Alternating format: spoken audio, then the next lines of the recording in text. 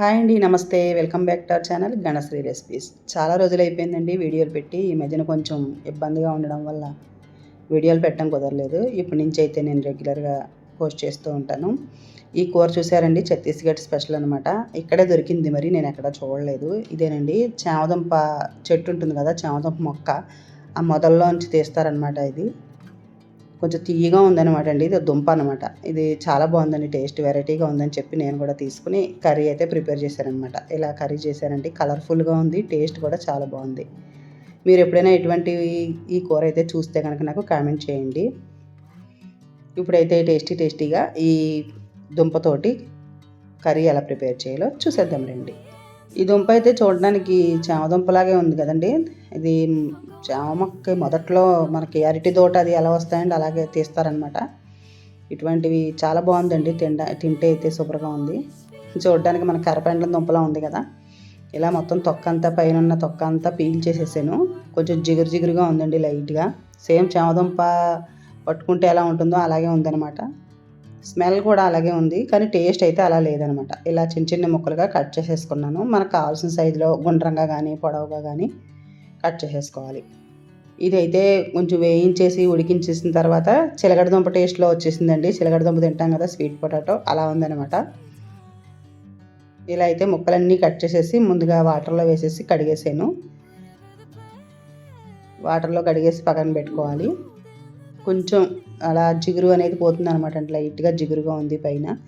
ఆ జిగురు అనేది పోవడానికి ఇలా వాటర్లో వేసేసి ఒకసారి కలిపేసి నీళ్ళు అనేది తీసేస్తే రెడీగా ఉంటాయి అన్నమాట. ముందుగా అయితే ఫ్రై చేసేసుకోవాలి వీటిని. కొంచెం ఆయిల్ వేసేసి సరిపడినంత ఫ్రై చేసుకోవాలి.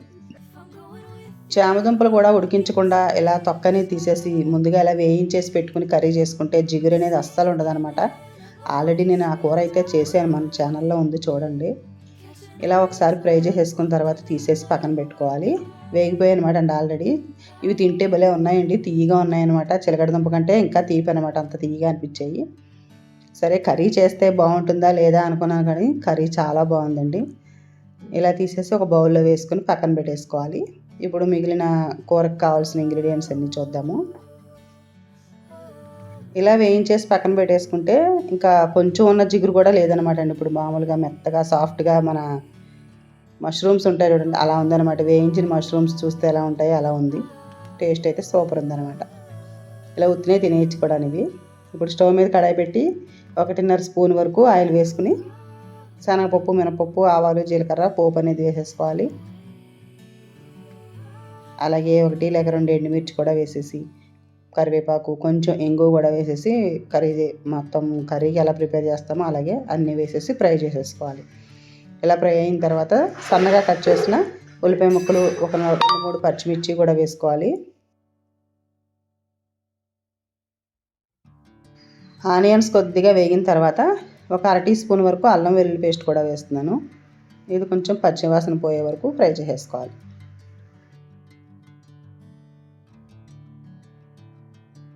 ఇప్పుడైతే సరిపడినంత కూరకారం వేస్తున్నాను. అలాగే కొంచెం ధనియాల పొడి, సరిపడినంత సాల్టు, కొద్దిగా పసుపు వేసేసి ఒకసారి అంతా ఫ్రై చేసుకోవాలి. ఆల్రెడీ పచ్చిమిర్చి వేసాను కాబట్టి కారం చూసి వేసుకోండి. ఇక్కడైతే నేను ఒక 1/2 టీ స్పూన్ కారం వేసాను. అలాగే ఒక టమాటా కూడా చిన్న ముక్కలుగా కట్ చేసేసి ఇందులో వేసుకోవాలి. ముందు కారం వేగిన తర్వాత అప్పుడు టమాటోస్ వేయాలి. అప్పుడైతే టేస్ట్ చాలా బాగుంటుంది కూరకి. అలాగే టమాటాలు మగ్గుతుండగానే ఇలా ముందు వేయించి పెట్టుకున్నాం కదా, వీటిని కూడా, దుంప ముక్కలను కూడా వేసేస్తున్నాను. ఇవన్నీ కూడా ఒకసారి అలా ఫ్రై చేసేసుకోవాలి.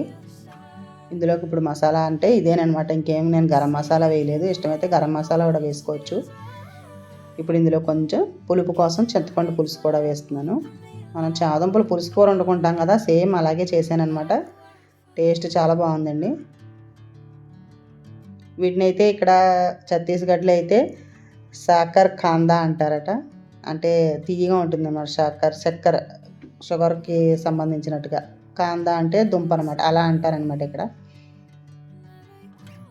కూర అయితే రెడీ అయిపోయింది. కాసేపు మగ్గించేసుకుంటే టేస్టీగా ఈ కర్రీ అయితే రెడీ అయిపోయింది. చాలా బాగుందండి. రోటీ చపాతీల్లోకి బాగుంటుంది, రైస్లోకి అయితే పులుసు కూర కదా, సూపర్ టేస్ట్గా ఉంటుంది.